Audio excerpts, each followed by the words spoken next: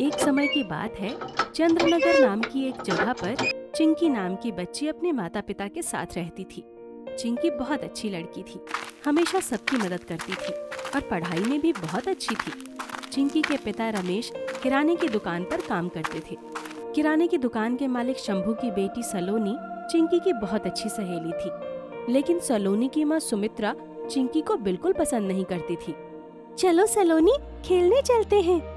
हाँ चलो पापा, मैं और चिंकी खेलने जा रहे हैं। जल्दी आना बेटा और ध्यान से खेलना।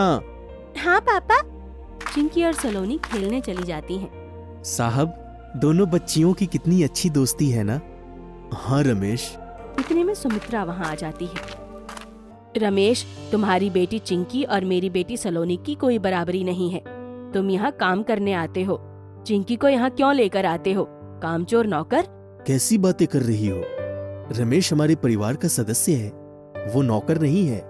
मेरे लिए तो ये नौकर ही है। इतना कहकर सुमित्रा वहाँ से चली जाती है। रमेश, बुरा मत मानना, तुम हमारे परिवार के सदस्य ही हो। सुमित्रा तो कुछ भी बोल देती है। जी साहब। इतना बोलकर रमेश अपना काम करने लगता है और चिंकी और सलोनी भी वहाँ आ जाती हैं। पापा, मुझे और चिंकी को बहुत भूख लगी है, हमें कुछ खाना है। बेटा, मम्मी तो बाजार गई है, चलो तुम दोनों को आज मैं पकौड़े बनाकर खिलाता हूँ। हाँ पापा। रमेश, दुकान देखना, मैं बच्चों के लिए पकौड़े बनाने जा रहा हूँ। ठीक है साहब। शंभू सबके लिए बहुत अच्छे पकौड़े बनाता है और सबको खिलाता है। चिंकी घर पर जा ही रही होती है कि इतने में सुमित्रा वहाँ आ जाती है। क्या हो रहा है ये सब? सुमित्रा को देखकर शंभू सकपका जाता है। आओ सुमित्रा, पकौड़े खाओ। तुम्हारे पकौड़े तुम ही खाओ।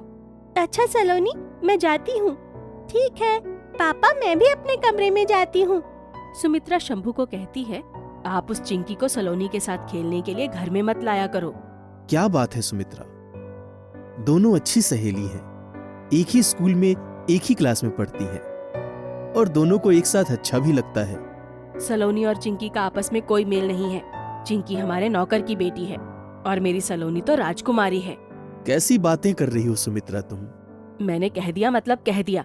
चिंकी इस घर में नहीं आएगी। शंभू को हार कर सुमित्रा की बात माननी ही पड़ती है। ठीक है। सलोनी चुपचाप ये सब कुछ सुन रही होती है, लेकिन कुछ नहीं बोलती। शंभू की दुकान घर के बाजू में ही थी, तो सलोनी वहाँ जाती है और रमेश को कहती है, रमेश काका, आप मेरी ये कॉपी चिंकी को दे देना। ये क्या है बेटा? ये होमवर्क कॉपी है। ठीक है बेटा। अब शाम को रमेश घर आता है और चिंकी को कॉपी दे देता है। ये क्या है पापा? ये सलोनी ने दी है, बोल रही थी होम होम की कॉपी है। Home home? अरे पापा, वो होम होम नहीं, होमवर्क होता है। हाँ वही वही, होम होम। आप रहने दीजिए। चिंकी बेटा, तुम भी कहाँ तुम्हारे पापा को समझा रही हो, इन्हें कुछ समझ ही नहीं आता। तुम दोनों मेरे मजे ले रही हो। हाँ। रमेश भी हंसने लगता है। थोड़ी देर बाद और चिंकी अपनी पढ़ाई करने बैठ जाती है। अरे सलोनी ने ये कॉपी भेजी है, इसमें से होमवर्क कर लेती हूँ, कल स्कूल भी जाना है। जैसे ही चिंकी कॉपी खोलती है, उसे देखकर चिंकी के होश उड़ जाते हैं और वो रात भर सो नहीं पाती। अगले दिन, चलो चिंकी, तुमको सलोनी के घर छोड़ देता हूँ, वहाँ से तुम दोनों स्कूल चली जाना। नहीं पापा, आज मैं अकेली ही स्कूल जाऊंगी। क्या बात है चिंकी? कुछ नहीं पापा। कुछ तो हुआ है बेटा, कोई बात है तो हमें बताओ। चिंकी अपने मम्मी पापा को बताती है कि कॉपी में क्या लिखा है। कोई बात नहीं बेटा, आज से तुम अकेले ही स्कूल जाना। हाँ पापा। अब रमेश दुकान चला जाता है और चिंकी स्कूल में उसे सलोनी मिलती है, लेकिन चिंकी उससे बात नहीं करती। कुछ दिन ऐसा ही चलता रहता है। एक दिन चिंकी स्कूल से घर जा रही होती है। उसे अचानक से कोई दिखता है। वो उसके पास जाती है। चिंकी उसे देखकर चौंक जाती है। सलोनी, ये कैसे हुआ? वो यहाँ बहुत सारी मिट्टी थी और मेरा पैर फिसल गया। तुमको तो बहुत चोट लगी है। अपनी क्लास में इतने सारे बच्चे आ रहे हैं, तुमने किसी को आवाज नहीं दी? मैंने आवाज दी थी, वो लोग मुझ पर हंसने लगे और कहने लगे तुमको उठाएंगे तो हमारे कपड़े गंदे हो जाएंगे, और वो यहाँ से चले गए। कोई बात नहीं, चलो मैं तुम्हें उठाती हूँ, आराम से उठो, मैं तुमको धीरे धीरे से घर ले चलती हूँ। चिंकी धीरे धीरे सलोनी को घर ले जाती है। जैसे ही सुमित्रा चिंकी को सलोनी के साथ देखती है, उस पर चिल्ला देती है, ए चिंकी, तू सलोनी से दूर रह। आज के बाद मुझे सलोनी के पास मत दिखना। अब मुझे देख क्या रही है, जा यहाँ से। चिंकी वहाँ से चली जाती है और सुमित्रा की आवाज सुनकर शंभू भी वहाँ आ जाता है। क्यों चिल्ला रही हो? मैंने आपको मना किया था ना कि चिंकी को इस घर में नहीं आना चाहिए, फिर वो सलोनी के साथ घर कैसे आई? मम्मी, वो मेरे लिए आई और पापा को तो पता भी नहीं है। तुम चुप रहो, बड़ों के बीच में नहीं बोलते। इतने में सुमित्रा को सलोनी की चोट दिखती है और वो घबरा जाती है। ये कैसे हुआ बेटा? मेरी राजकुमारी को इतनी चोट कैसे लग गई? सुमित्रा और शंभू जल्दी से सलोनी के जख्म साफ करते हैं। अब बताओ सलोनी, ये सब कैसे हुआ? फिर सलोनी कहती है, पापा मम्मी, वही तो मैं बता रही हूँ, आप सुन ही नहीं रहे हो मेरी बात। मम्मी, आपने चिंकी को फालतू ही डांटा।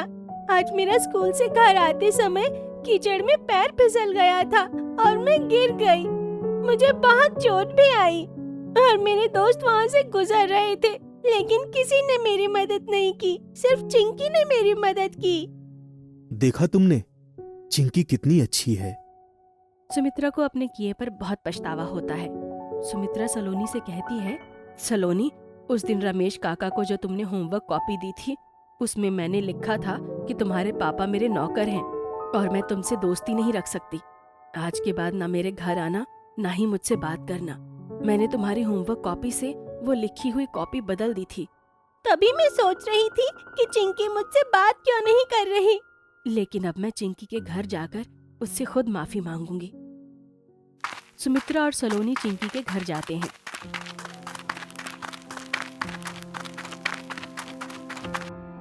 सलोनी को देखकर चिंकी खुश हो जाती है, लेकिन अगले ही पल सुमित्रा को देखकर चिंकी चुप हो जाती है। मुझे माफ कर दो चिंकी, मैंने ही सलोनी की होमवर्क कॉपी से कॉपी बदल दी थी, जिसमें लिखा था कि तुम्हारे पापा मेरे नौकर हैं। मैं तुमसे दोस्ती नहीं रख सकती। आज के बाद मेरे घर न आना और ना ही मुझसे बात करना।